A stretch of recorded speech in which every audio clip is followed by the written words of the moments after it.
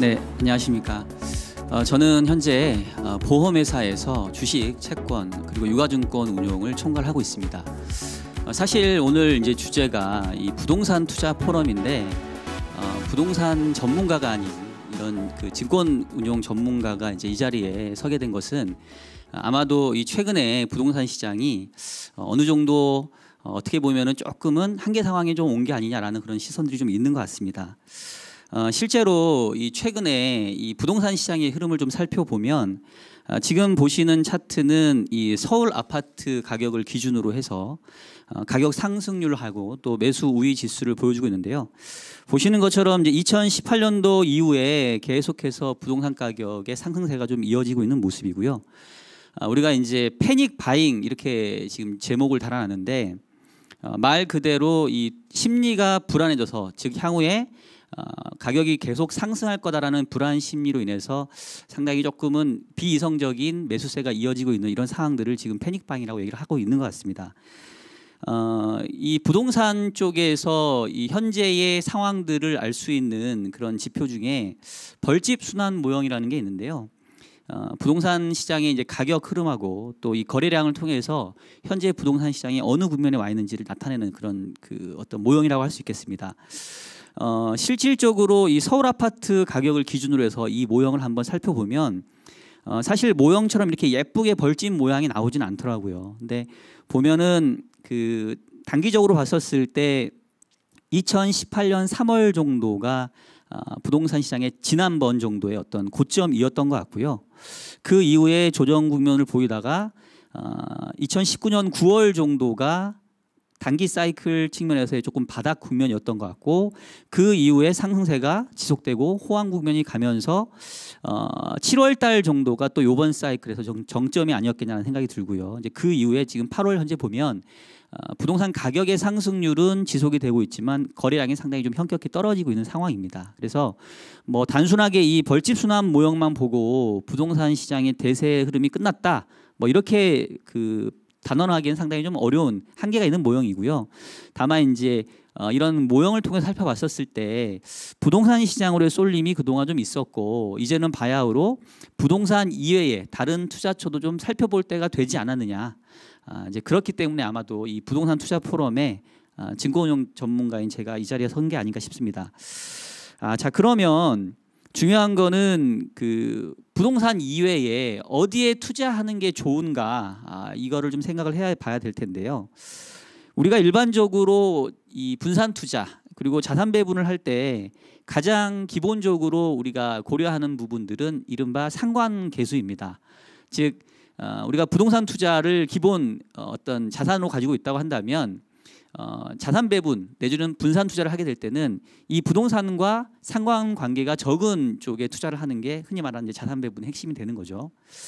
그래서 뭐 채권하고 주식 또 뭐 원자재 뭐 이런 것들 이제 섞어서 투자를 하는 게 일반적인 자산 투자, 자산 배분과 분산 투자인데 사실은 지금은 조금 그렇게 접근하는데 조금 한계가 있는 게 지금 보시는 차트는 그 올해 연초 1월부터 최근 7월 달까지 각 자산 군별의 상승률을 지금 나타내고 있는데요. 뭐 코스피, 국내 주식, 뭐 해외 주식, 그리고 뭐 이머징 주식, 또 채권, 뭐 금, 부동산 이렇게 보시면 보시는 것처럼 대부분들의 자산군들이 올해 한 3월 달까지는 이 코로나 사태로 인해서 상당 부분 좀 조정을 보이다가 4월, 5월, 6월, 7월까지 해서 상당 부분 좀 반등하는 모습들을 보였습니다. 그래서 단순히 이런 상관계수 측면에서 상관계수가 낮은 그런 다른 투자처를 찾기가 지금은 조금은 애매한 부분도 있고요. 기대 수익률 관점에서 본다 하더라도 지금 뭐 주식도 상당 부분 고점 부근에 와 있고 채권을 사자니 이미 금리는 또 바닥권에 있고 금도 최근에 보게 되면은 상승세를 좀 많이 보였고요. 그래서 어느 자산군을 살펴본다 하더라도 마땅히 기대 수익률 관점에서 그리고 또 상관관계가 낮은 이런 분산 투자 관점에서 마땅히 자산 배분을 할 만한 그런 그 자산군을 찾기가 좀 쉽지는 않은 상황입니다. 그래서 전통적인 분산 투자와 자산 배분의 어떤 핵심적인 그런 출발보다는 조금은 다른 관점에서 접근이 좀 필요하지 않나 싶고요. 저는 이제 오늘 여러분들께 그 새로운 접근법을 말씀드리고 싶을 때 주로 강조하고 싶은 게 바로 이제 은퇴 설계 관점입니다. 이제 생뚱맞게 갑자기 이 부동산 투자 포럼 그리고 다른 증권용 상품 뭐 얘기하다가 이제 은퇴를 설계를 얘기하니까 좀 의아하게 생각하실 수도 있는데요. 제가 여러분들께 말씀드리고 싶은 거는 우리가 이제 향후에 투자를 할 때 중요하게 봐야 되는 포인트는 결국은 노후 자금 그리고 평생 소득이다. 이제 이런 말씀 좀 드리고 싶은 게요. 일단은 지금 현재 현황을 살펴보면 우리나라에서 연령별 사망 확률 분포를 보게 되면 평균 수명은 한 83세 정도인데 실질적으로 가장 중간값으로 평균 수명을 보게 되면 한 85세이고요. 그리고 가장 빈도수가 높은 최빈 사망 연령을 보게 되면 거의 88세입니다. 이거는 이제 2018년도 데이터이기 때문에 아마도 저희들이 이제 실질적으로 나이가 들었을 때는 이것보다 훨씬 더 길게 살게 되겠죠.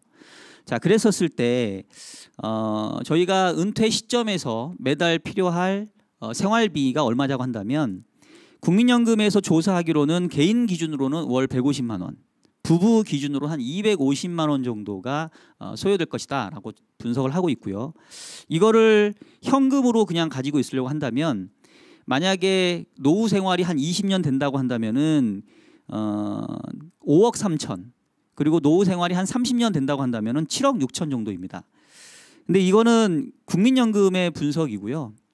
그 하나금융 쪽에서 분석하기로는 그 수도권에 거주하는 50대의 기본 생활비가 한 150만 원 정도, 뭐 식비, 의료비, 교통비 이런 것들 포함하면. 근데 여기에다가 노후를 좀 즐길 수 있는 여가 생활까지 감안한다면 뭐 골프를 친다던가 해외여행 간다던가 또 뭐 또 손주들 용돈 준다던가 한다고 한다면 실질적으로 필요한 월 생활비는 한 350만 원 정도 된다라는 거죠. 부부 합산 기준으로. 그러면 아까 월 250만 원 정도 들 때에 실질적으로 우리가 보유해야 될 현금이 한 7억 6천 된다고 했는데 350만 원 정도를 한다면 우리가 은퇴 시점에서는 거의 현금으로 10억 원에 가까운 그런 자금이 있어야 된다는 얘기입니다. 근데 사실 이게 뭐 직장 생활하고 일반 그 서민들이 마련하기 쉽지가 않죠.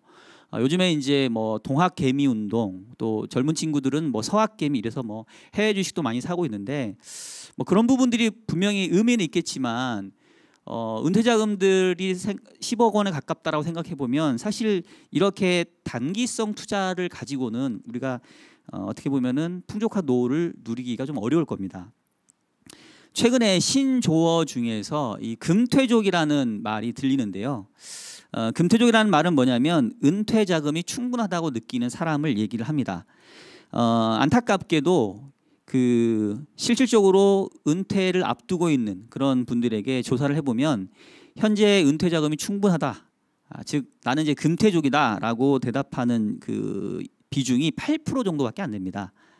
그리고 대부분 이렇게 금퇴족으로 자기가 충분한 노후 준비가 됐다라고 생각하시는 분들이 생활비를 이제 어떻게 마련하고 있습니까라고 얘기를 해보면 한 80% 이상은 이제 금융 자산을 통해서 마련하고 있다라고 얘기를 합니다. 즉 이 부동산만 가지고서는 노후 준비가 안 된다. 그리고 단발성 투자만 가지고도 역시 노후 준비가 안 된다. 이런 말씀이고요. 그리고 금융상품을 투자함에 있어서도 또 한 가지 고려해야 될 게 대부분 그 연금이라고 하는 그런 자금들은 이제 60세 이후에 나오게 되는데 현재 은퇴하는 나이를 보게 되면 대략 한 50세 정도 되거든요. 그래서 우리가 이제 소득 크레바스라고 얘기를 하는데요. 은퇴하는 시점부터 연금이 발생하는 뭐 국민연금이든 사적 연금이든 그게 한 10에서 15년 정도의 그런 갭을 두고 있습니다. 그러니까 역시 실질적으로 우리가 원치 않든 원하든 은퇴한 이후에 이 연금이 발생할 때까지 또 시차도 한 10에서 15년 존재하기 때문에 이런 부분들까지 감안해서 투자가 이루어져야 된다라는 이런 얘기입니다. 자, 그래서 결국은 이 향후의 투자의 어떤 핵심, 또 자산 배분의 핵심에는 이제는 이 평생소득이라는 그런 개념과 관점이 좀 들어가야 된다라는 말씀을 저는 드리고 싶은 거고요. 그러면 이러한 평생소득을 마련하기 위한 자산 배분을 할 때 크게 고려해야 될 내용들이 뭐냐? 저는 한 3가지 정도로 말씀을 드릴 수 있을 것 같습니다. 일단 첫 번째는 연금성 자산, 즉 꾸준한 현금 흐름이 필요하다라는 얘기인데요. 앞서 말씀드렸던 것처럼 기본적으로 저희가 현재 평균 수명이 뭐 한 88세, 뭐 거의 이제 90세가 가까워진다라고 한다면 실질적으로 은퇴한 이후에 노후 생활이 뭐 20년, 30년, 최악의 경우에는 40년까지도 늘어날 수 있습니다. 그런 상태에서 현금 흐름이 계속해서 발생하는 그런 상품들이 반드시 필요하다, 이렇게 말씀드릴 수 있겠고요. 지금 현재 일반적으로 우리가 손쉽게 현금 흐름이 끊기지 않고 뭐 연금을 제외한 금융상품 측면에서 우리가 연금과 비슷한 효과를 낼 수 있는 금융상품을 찾아보라고 한다면 부동산 리츠가 있을 수 있겠고요. 또 뭐 배당주, 또 뭐 인컴 펀드, 뭐 이런 것들을 통해서 현금 흐름들 상당 부분 이렇게 길게 아마 가져갈 수가 있을 겁니다. 자, 두 번째의 그 고려 사항은 그 가치 보존 자산을 가져라라는 건데요. 이게 약간의 이제 어떤 용어의 정립이 필요한데, 우리가 그 인플레이션, 그다음에 디플레이션 얘기들을 상당히 요즘 혼용해서 쓰고 있습니다. 실질적으로 실생활에서 느끼는 부분, 돈의 가치적인 측면에서 보게 되면은 이제 인플레이션이라고 얘기를 하죠. 즉 돈 가치가 떨어지고 있으니까.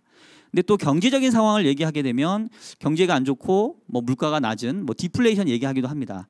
근데 이제 제가 여기서 얘기하고 싶은 부분은 단순하게 정의를 돈의 가치적인 측면에서 본다고 한다면, 지금 코로나 이후에 각국 중앙은행들이 상당히 무지막지하게 유동성을 공급을 하면서 이 돈의 가치가 하락하고 있다는 거 아마 실감을 하실 겁니다. 최근에 주가가 올라가고 뭐 금값이 올라가고 뭐 이런 것들도 어떻게 보면은 이런 돈의 가치가 하락하는 측면에서 설명을 할 수가 있을 텐데요. 기업의 이익이 늘어나지 않은 상태에서도 주가가 높아진다는 얘기는 기업 이익의 증가를 바라보기보다는 돈 가치가 떨어지기 때문에 인플레이션의 해지 차원에서 이런 주식이라던가 뭐 금이라던가 이런 자산들의 선호도가 높아져 있다라고 볼 수 있을 겁니다. 자, 그렇다고 한다면 앞서서 풍족한 노후 생활을 누리기 위해서는 은퇴 시점에서 한 10억 원 정도의 현금이 필요하다고 했는데, 이 현금도 인플레이션, 즉 돈의 가치가 하락하는 현상이 발생하게 되면 그 10억도 부족해질 수 있거든요. 그럼 결국은 목돈을 들고 있다 하더라도 이러한 가치가 보전되는 그런 자산군들을 가지고 있어야 된다, 이렇게 말씀드릴 수 있겠고요. 대표적으로 가치가 보전되는 자산들은 현재도 지금 많이 인기가 되고 있는 이제 금, 그리고 주식 중에서는 이제 배당주와 조금 상반되는 성장주. 기본적으로 성장주 같은 경우에는 향후에 기업 이익이 폭발적으로 좀 늘어날 거다라는 부분에 대해서 기대를 하고 있는데, 기본 돈의 가치가 떨어지게 되면 뭐 기업 이익은 그에 비례해서 늘어나는 부분이 있기 때문에 가치 보전 차원에서는 성장주가 또 대안이 될 수 있고요. 그리고 물가가 상승하는 부분들만큼 현금 흐름이 높아지는 그런 물가에 연동되는 물가채권이라는 게 있습니다. 이제 이런 것도 어떻게 보면 가치를 보전하는 자산군들에 포함이 될 수 있겠다, 이렇게 말씀드릴 수 있을 것 같습니다. 그리고 이제 마지막 그 고려 사항들은 이제 안전한 자산을 꼽아봤는데요. 여러분들 10년 위기설이라고 아마 이렇게 익숙하게 들으실 겁니다. 1997년도에 이 아시아 외환 위기가 있었고요. 또 2008년도에 미국의 이 서브프라임 금융 위기가 있었습니다. 그리고 2020년 들어서 이 코로나 바이러스라고 하는, 사실은 이 과거 위기하고는 조금 다른 형태의 이 경제 위기가 발생을 했는데요. 어쨌든 아이러니하게도 거의 10년에서 한 11년, 12년 주기로 해서 이렇게 빈번하게 금융위기가 반복적으로 발생하고 있기 때문에 우리가 앞으로 은퇴를 고민할 시점, 또 평생 소득을 마련할 시점에서도 이러한 주기적인 금융위기 상황에서도 뭔가 안전한 투자처를 가지고 있어야 될 겁니다. 그래서 그에 부합하는 대표적인 상품들이 이제 국채, 왜냐하면 이제 국가가 보증하기 때문에, 그리고 역시 금도 포함이 되고요. 그리고 역시 위험할 때는 이제 달러화가 최고다 해서 이제 달러화와 관련된 뭐 달러 표시 우량한 채권들, 이런 것들을 대안 상품으로 꼽아 볼 수 있을 겁니다. 이렇게 해서 제가 그 평생 소득을 위한 자산 배분을 할 때 이 고려할 세 가지 사항들 그리고 그에 해당되는 금융 상품들을 한번 이렇게 꼽아봤고요. 이제 여기까지만 말씀을 드리면 뭐 너무 좀 디테일한 부분들이 좀 부족하다라고 하실 수 있을 것 같아서 이 각각의 자산들 중에서 뭐 익숙한 것들 말고 조금은 이제 부연 설명이 필요한 것들 크게 한 세 가지 정도 추가로 말씀 좀 드리도록 하겠습니다. 일단은 이제 부동산 리츠를 한번 꼽아봤는데요.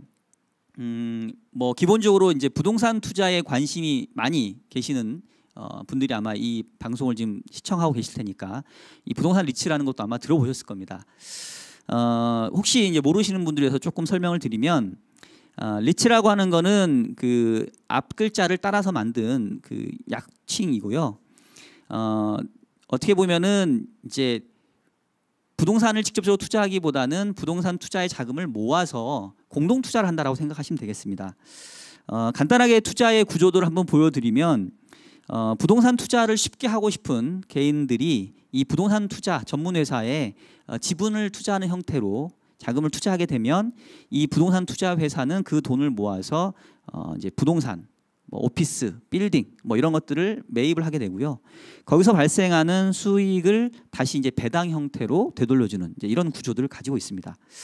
현재 국내외적으로 이 주식시장에 상장이 돼서 주식처럼 손쉽게 거래할 수 있는 상장 리츠가 뭐 800개 이상 되고요. 국내에서도 지금 거의 9개 정도의 상장 리츠가 지금 거래되고 있는 상황입니다. 섹터별로 봤을 때는 데이터 센터, 또 물류, 오피스, 주택, 뭐 리테일 등등 다양하게 지금 구성이 되고 있는 상황이고요. 부동산 펀드하고의 차이점은 부동산 펀드 같은 경우는 이제 투자 기간도 좀 정해져 있고 황금성도 떨어지지만 뭐 리츠 같은 경우는 내가 언제 어느 때든지 살 수도 있고 또 팔 수도 있는 이런 장점들을 가지고 있다라고 말씀드릴 수 있겠습니다. 부동산 리츠 시장 하면 이제 세계적으로 제일 큰 시장이 현재 그 미국, 그 다음에 그 싱가폴, 그 다음에 이제 일본 뭐 이렇게 들 수가 있는데요. 오늘 이제 해외 시장에 대해서는 이제 두 가지, 미국 그 리츠 시장하고 싱가폴 리츠 시장에 대해서만 좀 간단하게 소개하도록 하겠습니다. 지금 이 차트에서 보시는 거는 올해 연초 이후에 미국의 리츠 시장에서 섹터별로 주가의 움직임인데요. 보시는 것처럼 그 코로나가 확산되면서 2월 말 이후부터는 대부분 섹터에서 이 리츠의 주가가 상당히 폭락을 했습니다. 근데 최근 상황들 보게 되면 지금 빠르게 회복하면서 오히려 연초보다도 주가가 높아져 있는 섹터가 크게 보면 이제 데이터 센터, 물류 이런 부분에서 확실히 상당한 강세가 나타나고 있고요. 반면에 뭐 호텔, 숙박업, 뭐 오피스, 뭐 리테일 이런 쪽은 뭐 여전히 상당히 조금 성과가 회복되지 못하는 모습들을 보여주고 있습니다. 아무래도 이 코로나라고 하는 게 이제 언택트 비대면이 이제 일상화되다 보니까 상대적으로 이런 쪽에서는 좀 부진한 상태가 나타나고 있고요. 요즘 뭐 저희도 그 배달 이런 것들이 이제 일반화되다 보니까 이와 관련되는 이제 물류 쪽 그리고 데이터 사용량이 늘어나면서 데이터 센터 이런 쪽에서는 확실히 상당한 어떤 호황을 좀 누리고 있는 이런 상황인 것 같습니다. 그러면 이제 다른 섹터는 뭐 아예 투자를 해서는 안 되냐? 이 상장 리츠의 경우에는 주가가 떨어지게 되면 또 역설적으로 배당 수익률이 어느 정도 크게 변화가 없기 때문에 주가가 떨어졌을 때 내가 이제 매입한 투자금이 낮아지기 때문에 오히려 배당 수익률은 높아지는 그런 어떻게 보면 반대급부가 또 있습니다. 그래서 데이터 센터나 물류 같은 경우는 이제 이미 주가가 높아져 있기 때문에 상대적으로 배당 수익률이 좀 떨어지고요. 반면에 이제 오피스라던가 리테일 쪽에서는 지금 뭐 거의 한 자릿수 후반대 정도의 배당 수익률을 좀 기대해 볼 수 있는데 다만 이제 아무래도 업황이 안 좋기 때문에 투자를 할 때는 조금 선별해서 투자를 해야 되는 그런 필요성이 있을 겁니다. 두 번째 이제 싱가포르 해외 리츠 시장을 보게 되면 역시 미국하고 비슷하게 이 물류 쪽에서는 연초보다 오히려 지금 주가가 좀 높아지는 상황이고요.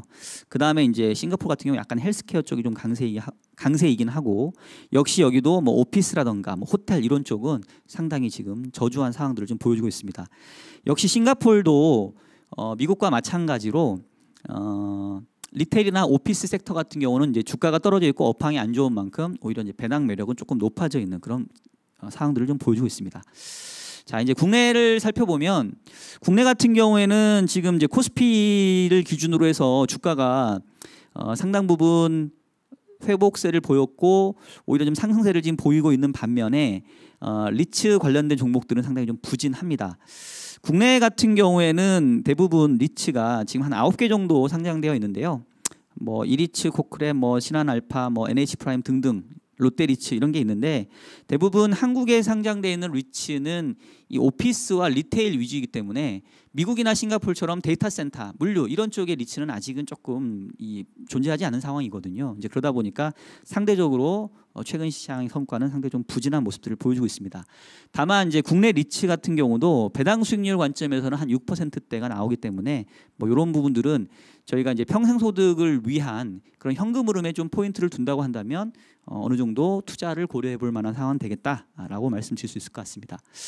자, 두 번째 소개할 상품은 이제 물가채의 부분인데요. 사실은 이제 채권 투자가 개인 일반들에게 이렇게 익숙하지 않아서 이제 물가 채권까지 얘기를 하면 좀 복잡하게 생각하실 수 있습니다. 조금 최대한 단순하게 좀 설명을 드릴 텐데요.